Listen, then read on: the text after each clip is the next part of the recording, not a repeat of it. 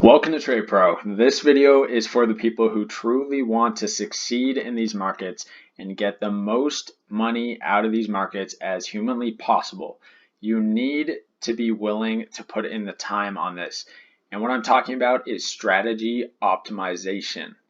I'm going to talk about the tactics you can employ onto any strategy to make it optimized and make it resilient, make it versatile. So what I'm talking about is taking any of the simple strategies I've shown on the channel in their very most basic form, tested them 100 times without much thought to any parts of the strategy. I just throw it together and I test it.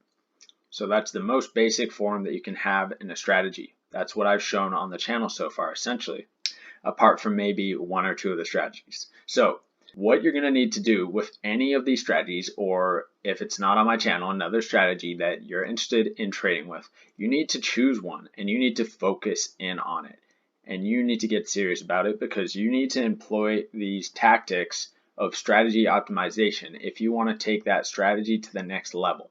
A lot of the strategies I've shown on this channel, if you take them to all the different currency pairs, different markets, cryptocurrency market or stock market, it's not going to perform the same way that it did on your initial 100 tests. So if I tested a strategy on euro dollar, maybe it got a 50% win rate, whatever, gain on account, 50% gain on account. You take it over to crypto or you take it over to just another currency pair, suddenly it's getting half that result on your next test. This is the stuff that's going to make the strategy much more consistent across the pairs and keep them highly profitable, as well as improve all results across all pairs drastically. So we're taking it past the simple basic stuff that I've shown on the channel so far. This is strategy optimization. Let's get into it. Step number one in optimizing your strategy is choosing the ideal stop loss that produces the best possible results. How you're going to speed up this process is by making sure you're noticing what's going on your baseline testing. When you're testing a strategy initially with default settings on a stop loss indicator or just a baseline general test, you want to notice what's actually happening. What's causing you to take losses? Does the price stop you out and then go in your favor? Meaning you probably just need to widen the stop loss. What's actually happening?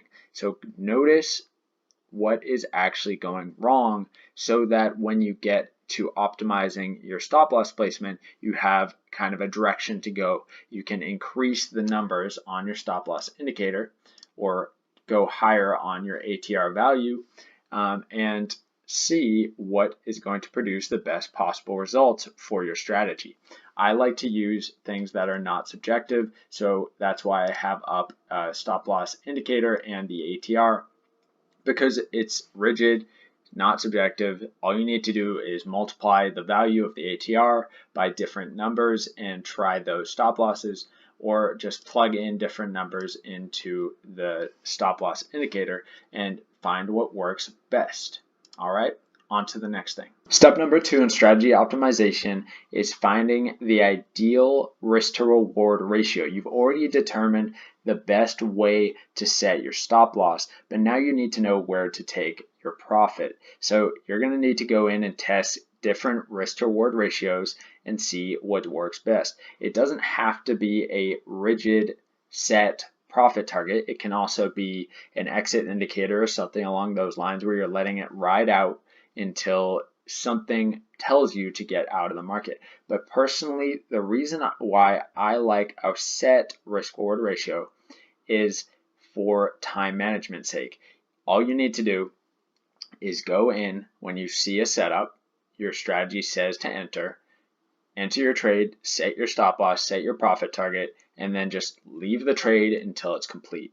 So you don't need to be there for the exit indicator to cross down or cross back up to exit the trade. You don't need to be monitoring it. All right, so if you get what I'm saying, it's going to be a lot less stressful. You just leave it be and let the trade do what it's going to do. You don't need to look at it. And this will help newbies as well to not get emotional about the trade as it's not completed yet. All right, so especially for newbies, recommend doing this sort of fixed risk to reward ratio, just for the reasons mentioned. All right. So important, optimize your risk to reward ratio through testing, finding out what works best. You can tell by when you're going through and doing your testing prior, does price normally continue way past your profit target? Does it not make it to it or just shy of it quite a bit of the time? Bring it in closer or extend it based on what you're noticing. All right. The third step in optimizing a trading strategy is adding in additional criteria for your entry. So things like hidden divergence. You guys know I love hidden divergence. Adding it into almost any strategy can produce far superior results. As I'm showing on the chart here, I just have, this is very recent price action and actually current price action on euro dollar, where hidden divergence is here. I did, of course, buy this.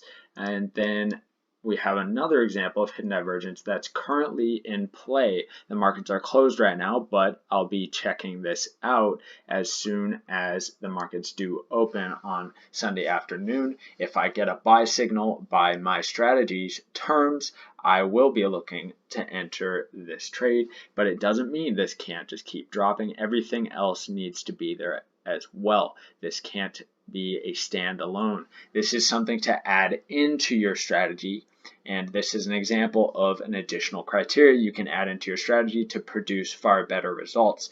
Another thing would be higher time frame confirmation. I'm going to pop up another screen here talking about that as an additional filter that you can add into almost any strategy to produce better results. All right, so here's an example of how you can use higher time frame trend confirmation to increase your odds of having a winning trade. So I have the hourly time frame up, and I have two exponential moving averages. One is a 100 period and one is a 9 period EMA. What you need to do is take a look at the hourly time frame first and say, is the 9 period EMA above the 100 period? That means you can only look for long trades. Now you're going to go down to the 5-minute chart, and this is where you're actually taking your entry signals. So you can only take longs. We know that you can only take longs, but you can also only take longs when the 5-minute chart is also signaling the same thing with the two EMAs. So the 5-minute chart needs to also have the 9 period EMA above the 100 period EMA.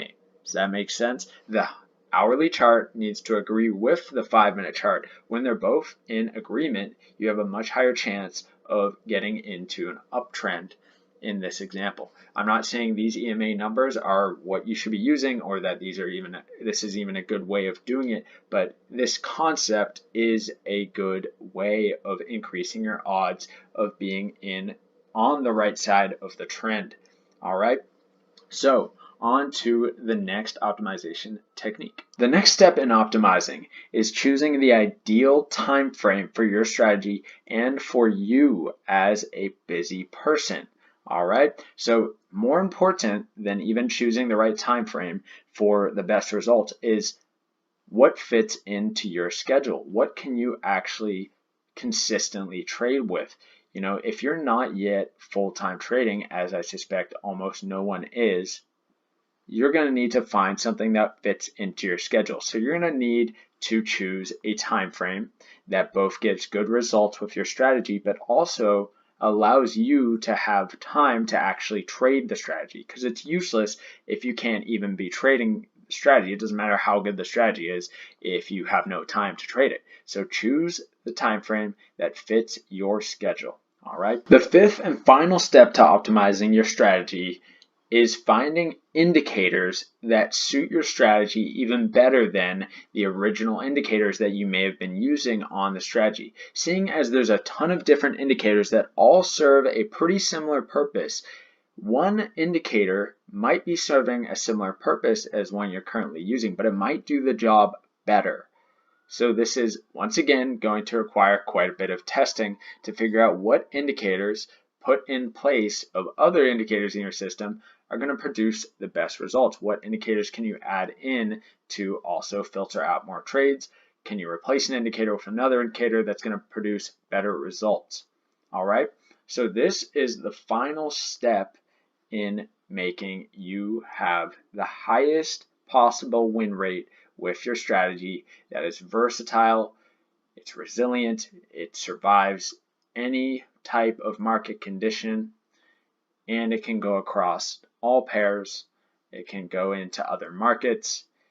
It's a fantastic strategy, but it's going to take time, and you will need to be patient in this process if you do want to succeed as a trader. In conclusion, it's going to take a ton of effort and time on your part in order to create the strategy that's going to be with you for many, many years to come.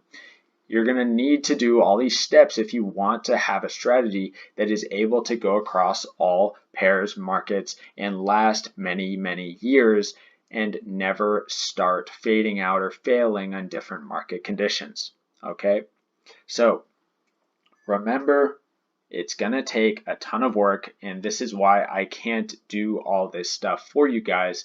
I don't have the time or the willpower to go in and do this for you guys. I've already done this for myself, and I think I'm doing a lot just by sharing all the steps that you need to take if you do want to be successful in the long run as a trader. Remember, the other people out there who are successful long-term traders, who are profitable, who are doing this for a living, they've put in this work to succeed. If you're not willing to do it, there's no shortcuts. You are going to fail, you're going to fade out, and 10 years from now, you're not going to be trading. Or if you want to just keep gambling and you're a gambling addict, sure, you can do that for 10 years if you have some source of income bringing you that money. But that's not what we're here for.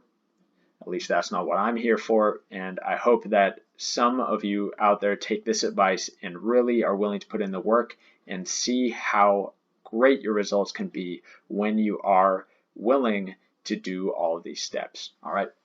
So I think that's it for this optimization video. A lot of people have requested this sort of thing, so I thought I'd make this video and also explain kind of why I'm not able to do this stuff for you guys. This stuff takes a very long time to go in and test, and I think it's much more important that you do it, because if you're not willing to do it yourself, you're never going to succeed anyway, even if I did it for you. All right, so that's the conclusion.